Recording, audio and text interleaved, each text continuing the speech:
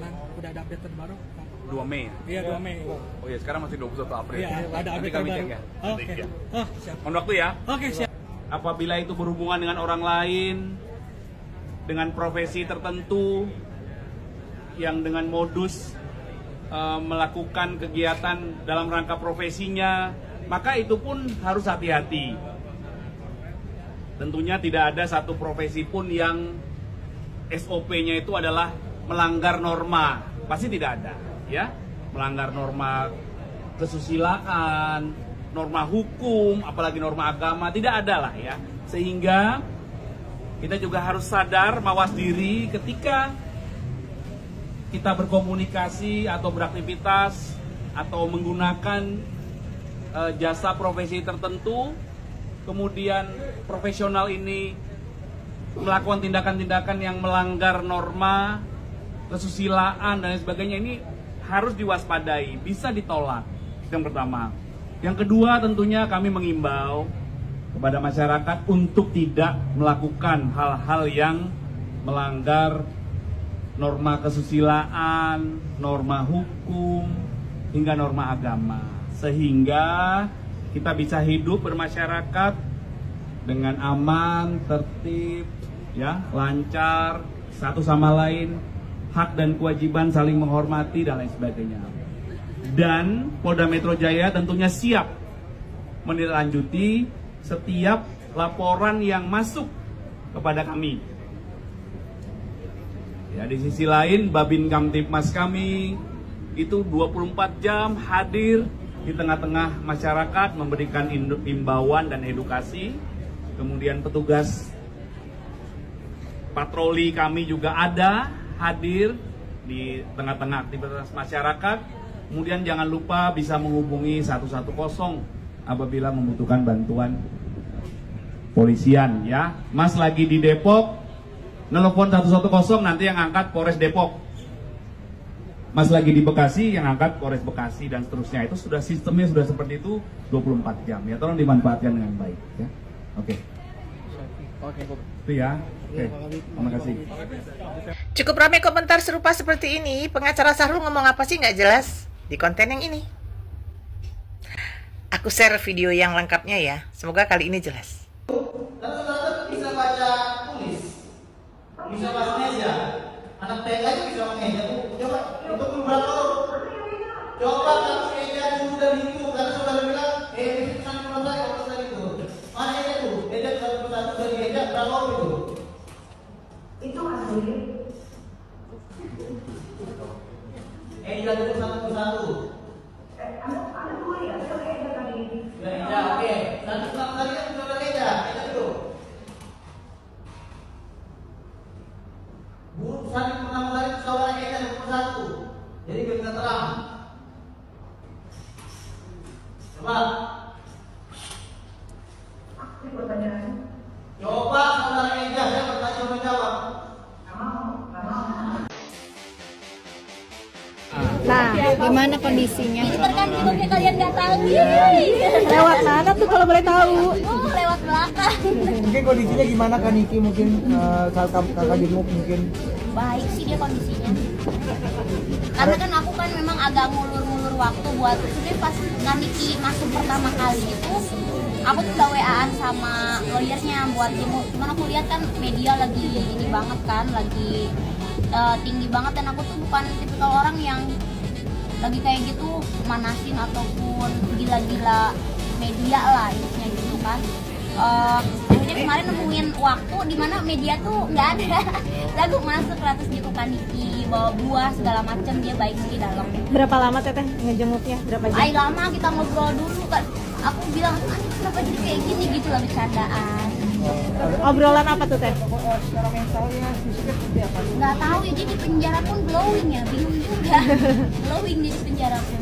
Fisiknya lebih lihat lebih gemuk atau gimana, atau kurus gimana teh? Sedang lah, badannya kan memang ideal gitu. Ada curhat-curhat nggak sih ke tadi? Ya ada lah, cuman kan memang kayak gini loh, bingungnya tuh yang Kaniki tuh ada teman-temannya Kaniki, lawannya aku juga sebenarnya. Terus ada aku tuh ada berteman sama orang yang lawannya Kaniki juga gitu. Jadi aku tuh kayak serba bingung gitu. Jadi aku ibarat kata aku ngejenguk Kaniki ini sebagai aku kenal sama Kaniki, udah kenal lama juga. Jadi kalau masalah kasusnya Dina tuh nggak ikut-ikutan, tapi ini secara manusiawi aja sih. Obrolan apa sih Teh yang terjalin saat ngejenguk?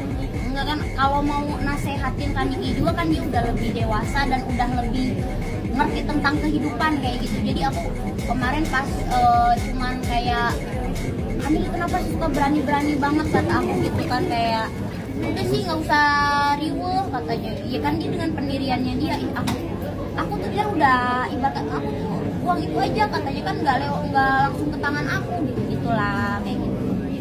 Dengerin. Dan si Reza ini harus membuktikan juga bahwa uang dia tidak kotor. Karena semudah itu. Pasal pencucian uang berarti kita harus pertanyakan dulu yang jadi pelapor si Reza ini, si Ratu Flexing ini uangnya dari mana? Paham? Itu lama pembuktiannya, bisa bertahun-tahun. Rekening dia harus dibuka, rekening dia harus dicek. Nggak bisa sayang, makanya jangan seneng dulu. Buat yang mengaku para musuhnya Nikita Mirzani, buat yang ngaku hatersnya Nikita Mirzani, kalian jangan seneng dulu. Ini pembuktiannya bisa bertahun-tahun. Uangnya si Reza Ratu Flexing dari mana? Itu nanti dipertanyaan. Mampus nggak tuh? Mereka itu harus ngebuktiin loh. Nih coba pikir ya, pasal pencucian uang. Pencucian uang itu harus dibuktikan itu bertahun-tahun. Ya dan si Reza ini harus membuktikan juga bahwa uang dia tidak kotor. 40 hari masa penahanan Niki Bull akan segera berakhir. Penggiringan opini yang dilakukan oleh pengikutnya Niki Bull seolah-olah Niki Bull akan dibebaskan setelah 40 hari masa penahanan ini jika kasus Niki Bull tidak kunjung P21. Oleh sebab itu, mari kita dengar apa kata praktisi hukum Indonesia kita. Simak baik-baik ya. Jadi alat buktinya belum lengkap.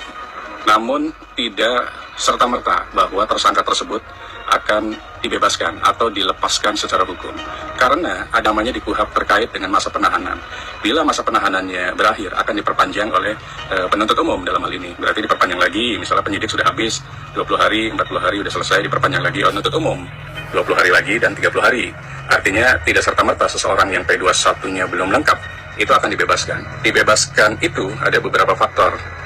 Misalnya, pertama adalah dicabut laporan polisinya oleh pelapor. Yang kedua, tersangka meninggal dunia. Yang ketiga adalah diputus oleh majelis hakim di pengadilan negeri bahwa peristiwa ini bukan peristiwa pidana. Nah, itu adalah dasar P21 yang berlaku di Eropa Continental Justice System yang di. Nah, jadi bebas dari mana? Bebas menghayal apa bebas melamun? Apa bebas jungkir balik di penjara? Ngadi-ngadi, jangan ngadi-ngadi. Media sosialnya, Fitri menyoroti jalannya persidangan dan mengkritisi kesaksian Nikita. Ia menegaskan bahwa opini tidak bisa dijadikan barang bukti dalam persidangan, mengacu pada pernyataan hakim yang menegur saksi. Fitri bahkan menyindir bahwa hakim sebaiknya langsung memarahi saksi yang dianggap tidak menghormati jalannya persidangan. Berarti dia hanya mendengar dari oke, itu aja poinnya. Jadi silahkan bertanya, tapi ketika poin akhirnya penasihat hukum dan penuntut umum itu tidak boleh berupa kesimpulan. Kalau pun boleh berupa kesimpulan, kita tahu berarti mana gitu. Tapi biarkan dulu nggak apa-apa. Hanya satu juara itu tidak nanti ini mempertahankan bahwasanya agar pemeriksaan perkara ini positif. Iya, paham. Kami juga mengingatkan saudara baca agar tidak mengulangi pertanyaan yang sudah ada. Oke, lanjut berikutnya. Saudara ceritanya jangan dikasih lagi. Sekarang video Isa Zega dipotong soal membuli anak. Sudah terserah aja lah, namanya juga orang melapor, tapi fakta di dalam persidangan aku sampai datang ke sana tidak ada cuplikan barang bukti yang menyatakan Isa Zega membuli anak. Tidak ada, kan Pak Hakim udah ngomong Kalau ada, kenapa nggak dimasukin barang buktinya? Jadi jangan salahin aku. Kalau ngomong ada kak mana? Ini kan kita lagi ngomong sidang, bukan sidang-sidangan. Ya ini masalah kebebasan orang loh. Jangan main ke baper-baperan dibawa ke hukum. Jangan main sosmed kalau baper. Tuh lihat aku dibully. Contohnya seperti yang saya tanya tadi terkait dengan Ames Gelo nggak lowing tadi, saya suruh dia samakan dengan Sandi Purnamasari, dia nggak mau jawab. Dari dua hal itu kan sudah berbeda, karena dia menerangkan di dalam BAP Ames Gelo nggak lowing itu adalah Sandi Purnamasari selaku pemilik MS Glo katanya, makanya saya samakan. Apakah ada persamaan antara kata dan huruf Ames Gelo nggak lowing dengan Sandi Purnamasari? Dia nggak mau jawab itu, makanya saya suruh Eja.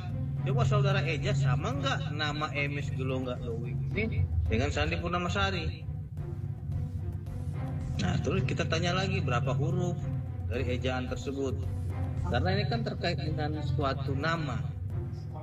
Masa antara Yanto dengan Yanti itu sama? Kan sudah dua hal yang berbeda. Satu huruf saja berbeda, antara I dengan O itu sudah beda penafsirannya. Contohnya Yanto, O-nya di belakang.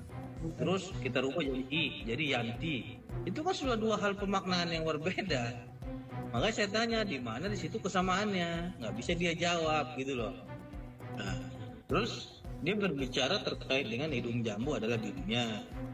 Nah ini saya bawa nih barang buktinya nih, jambu. Nah jambu ini saya perlihatkan ke dia, apakah hidung kamu sebesar ini, saya bilang gitu. Nah makanya kata dia nggak mau jawab. Nah, kan kalau dia nggak mau jawab berarti kan ini saksi tidak objektif. Ya, ketika tadi jaksa menanyakan kepada dia, pertanyaan jaksa dia jawab dengan lancar seperti kilat gitu loh.